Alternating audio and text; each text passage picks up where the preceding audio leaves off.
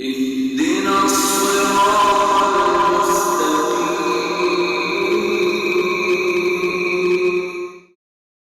Hadith number 19 is the hadith of Abu Hurairah radiyallahu ta'ala anhu عن النبي صلى الله عليه وسلم أن رجلا رأى كلبا يأكل الثرى من العطش.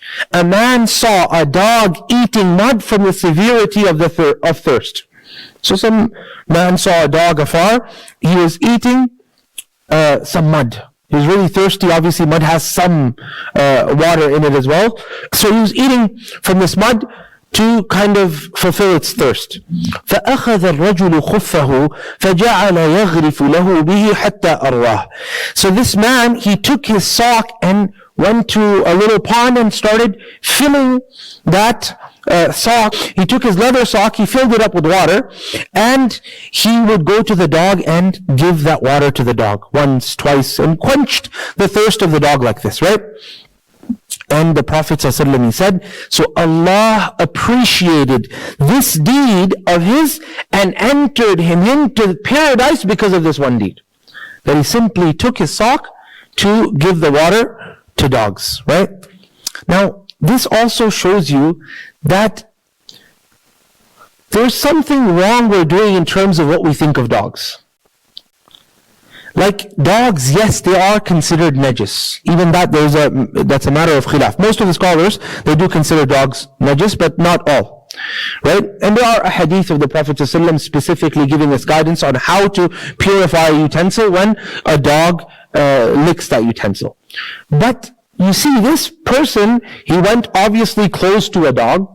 He took off his sock and he used that sock to quench the thirst of this dog and satisfy this dog, and he gets Jannah because of that. And we know also that Ashabul Kahf, they had a dog. It's in the Quran. And we know that the Prophet allowed guard dog. And we know that dogs can also be used for hunting, for the hunters here as well. So there's something we're not missing here, right? In the way we have understood dogs. Dogs are considered najasa according to most scholars, right? That is true. But there are another group of scholars who believe, no, they're not considered najasa wholesome, but you still have to wash your utensils in a specific way if they end up licking that particular, if they end up licking your utensils or pots. But we go back to this, that dogs are still animals, and the Prophet ﷺ, he told us in a hadith that في كل كبد رطبة صدقة, that every single liver that is alive has sadaqah in it for you. Meaning every living thing, you can have some form of sadaqah you can do with this living thing. Whether that be dogs, whether it be cats. And we know that there's a story of Imam al-Shirazi, rahimahullah, Abu Ishaq al-Shirazi, where he was walking. And as he's walking, he saw a dog, right? So some of the people around al-Shirazi, they tried to shoo off this dog.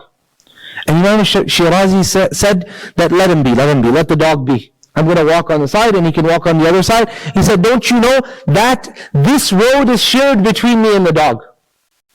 He's also on this planet of Allah Azza wa Jal, so this road is shared between me and Abu Ishaq al-Shirazi is one of the great scholars. He said that, don't you know that this road is shared between me and the dog? Honestly. We've got to get over it.